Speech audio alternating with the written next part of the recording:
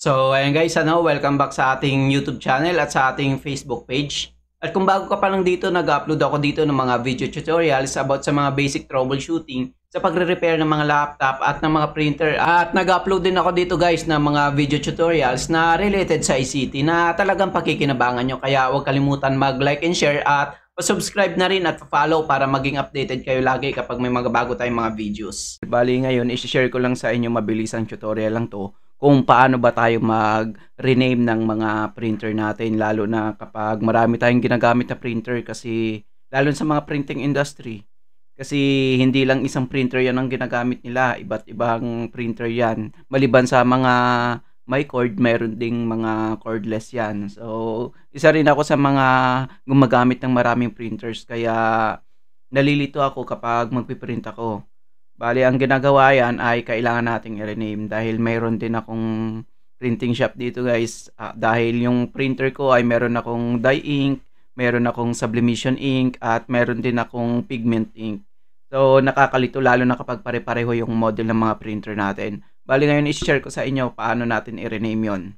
Dito tayo sa ating desktop o sa ating computer. Dito sa search guys, yan. Pero make sure muna na naka-on yung printer ninyo na i-rename ninyo. Sa search tab, type lang natin dyan ay printer and scanners. So, ayan, lalabas na kagad itong printer and scanners na yan. Then, click lang natin yan. Pagka-click natin, hanapin natin kung saan yung printer na i-rename natin. Halimbawa, ito, pag walang nakalagay sa ilalim na offline tulad nito, ibig sabihin ito yung active na printer natin, naka-on yan. Bali, yung gusto kong i-rename guys, ito. Yan, click natin yan. Then, click natin itong manage.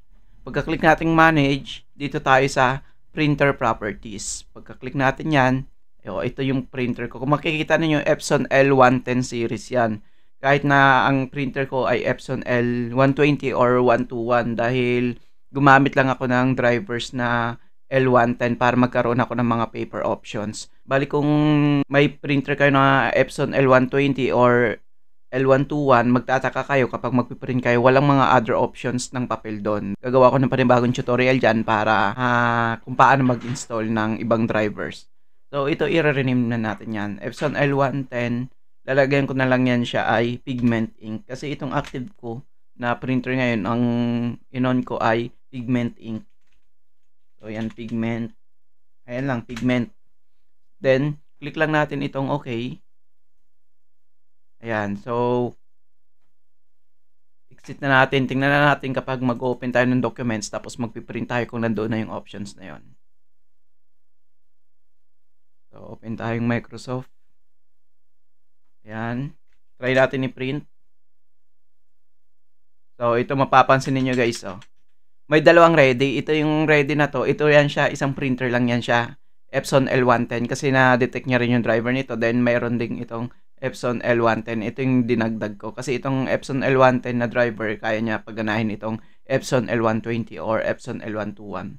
So, ito yung nirename natin, pigment. So, hindi na tayo maalilito kapag mag-print tayo. Kasi minsan, pag mag-print ako dito, na hindi ko nire-rename, sa ibang printer, ibang ink na gamit ko sa halip na sublimation ink yung gagamitin ko sana sa pagtatatak ng damit. Ang gumagana, lalo na kapag naka-on yung pigment ink, hindi ko nabantayan. So, ganun yun. Kaya, kinakailangan na i-rename natin para hindi tayo mahirapan sa printing natin. So, ayan lang guys. Mabilisan tutorial lang.